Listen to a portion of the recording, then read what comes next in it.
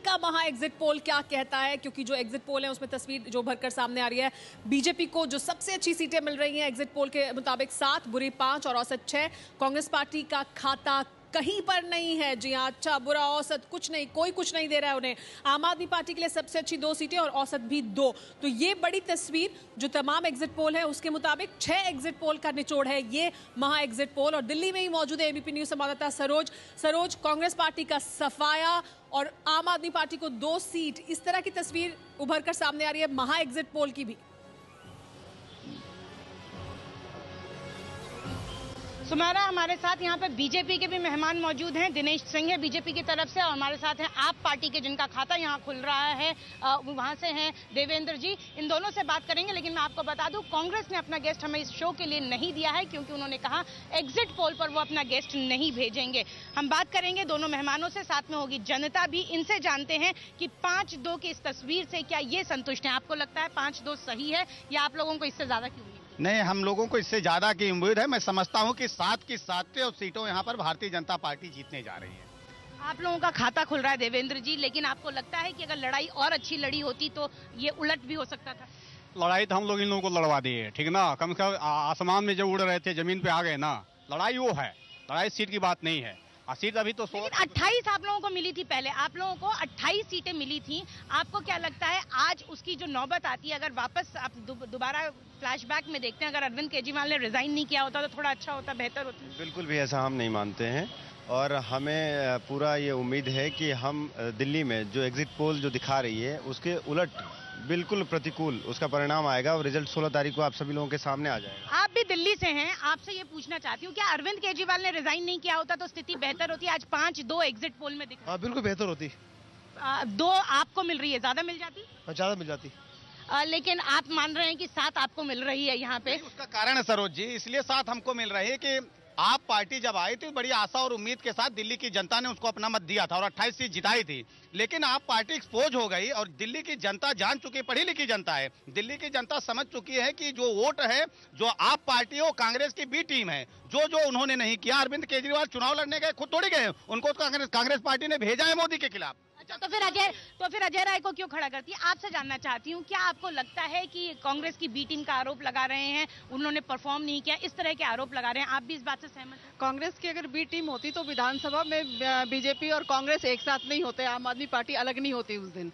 तो ये कौन बी टीम है कौन ए टीम है, ये आप भी देख रहे हैं विधानसभा में कौन बी टीम थी कौन ए टीम। परफॉर्मेंस से खुश है? आपको लगता है परफॉर्म कर रही है आपकी? बिल्कुल, बहुत सीटों से ही परफॉर्मेंस से खुश है? नहीं, मैं नहीं मानता कि 2 सीटें हैं हमारी। देखिए, अभी हमें इंतजार करना चाहिए 16 तारीख का। इससे पहले ज्यादा जल्दबाजी करना अच्छा नहीं होगा। तो कितनी मान रहे हैं, कितना हो सकता है? 5-2 जो इस समय सर्वे जो दिखाया जा रहा है 116 कांग्रेस वालों को टिकट दिया गया है। तो कांग्रेस बीजेपी तो ऑलरेडी आधा कांग्रेस हो गई है। अब बी टीम किसकी है आप खुद तय कर लीजिए, जनता खुद तय कर ले। 116 कांग्रेस नहीं, आपको क्या लगता है क्या होते एग्जिट पोल के नतीजे अगर अरविंद केजरीवाल बने रहते तो 7 की 7 हमारी आती। हम 5 की मानते हैं, रिग्रेट करते हैं? हाँ, कुछ न कुछ तो है की आशा रख रहे हैं हम इस समय तो कम से कम 3-4 की आशा कर रहे हैं। 4 की आशा कर रहे हैं। ये भी ऑनेस्ट कन्फेशन इनकी तरफ से भी है।